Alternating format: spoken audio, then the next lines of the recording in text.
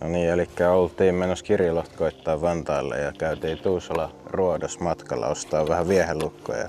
Löytyi tämmönen mystery box sieltä, otettiin kyytiin, niin katsotaan mitä täältä tulee.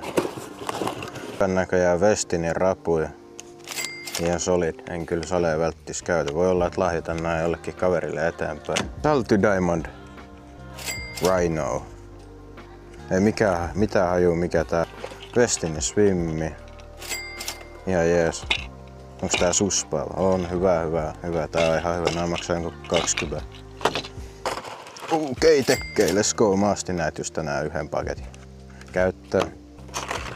Nilsu. No miksei. 15 senttinen. No ihan ok. Vähän pieni. Blade. Joo, ihan ok.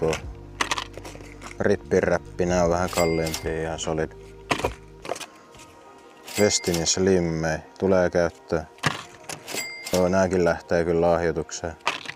Onks tää Kinet? No joo. No, eiköhän tääkin lähde jollekin kaverille. Tästä ainakin about puolet tulee käyttöön. Ei huono. Sanoisin, että ihan vörtti.